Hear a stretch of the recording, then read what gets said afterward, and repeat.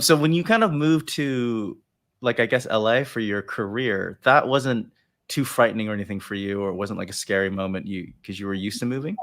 Well, yeah, and I don't know. Well, look back now, I'm sure you grow up in a different era. I grew up in an era when people hitchhiked. So I hitchhiked across Europe. I hitchhiked across America.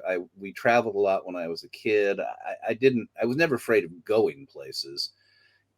This industry is scary in lots of different ways, mostly because you just never know where the next buck is going to come from. It's always, Mm. like, particularly when you're starting out.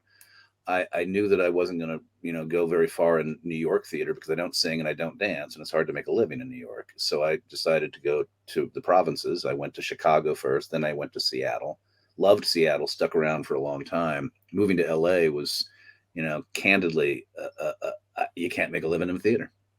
Mm. You know, Mm. that's where my heart was, and once I made the decision to sort of turn myself into a film and TV guy, I had to kind of leave the theater behind. Yeah. And how about you, Michael? Is there any kind of I guess like tough call, like early in your career, you wanted to get into acting, whether you decided, hey, I should go to LA, shouldn't go to LA, those kind of.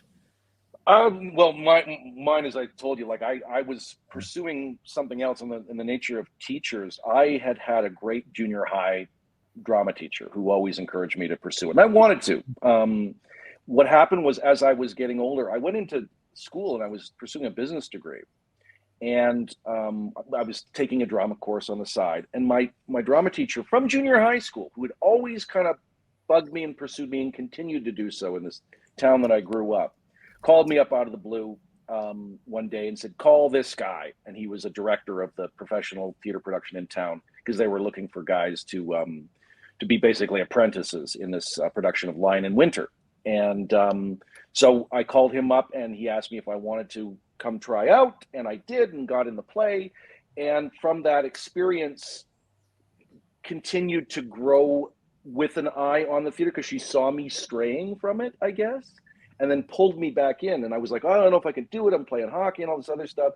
And this guy kind of pulled me over. We didn't make the playoffs one year, and so that made me perfectly open to do this play. And so I did that, got my first professional experience, and was kind of hooked. And then it was about, well, what are you going to do with this?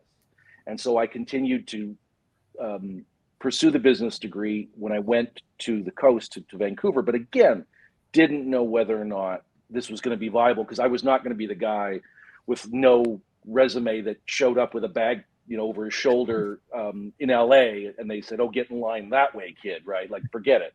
But I wanted to have something to bring before I ever went down to LA. And in Vancouver, lo and behold, the industry was kind of growing up, and I had met a bunch of people. I was in a play there again because my teacher had called the university, which she had also graduated from, said, "There's this great kid you got to see." And so the director called me for that play and said, "Come audition for the play." And so I went down to the coast to audition for this play at UBC. And this is a story I always tell: is that I was early, and while I was waiting, went down to the Jericho Beach, which is near the university, and lo and behold, they were filming something down there, and I'd never watched a live film production. And that live film production, of course, was MacGyver. So da da da da da da, and then got the play. Did about 7 plays that year. Decided to switch into the fine arts program. Put all my chips in the middle and go after this acting thing because I'd seen productions were happening in Vancouver. The second one that was shot on the campus was 21 Jump Street, and who was directing the episode was Peter DeLuise. So there was a certain amount of things that sort of they were breadcrumbs along the trail to where I sort of got to later on. Like I said, the only difficult decision was the one that when I pushed all my chips in the middle, I said, yes, I'm going to be an actor, because I was pursuing all these safe avenues to actually say, I'm going to do this.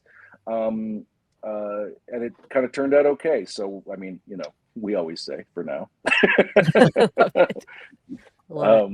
Yeah, we'll see what tomorrow brings.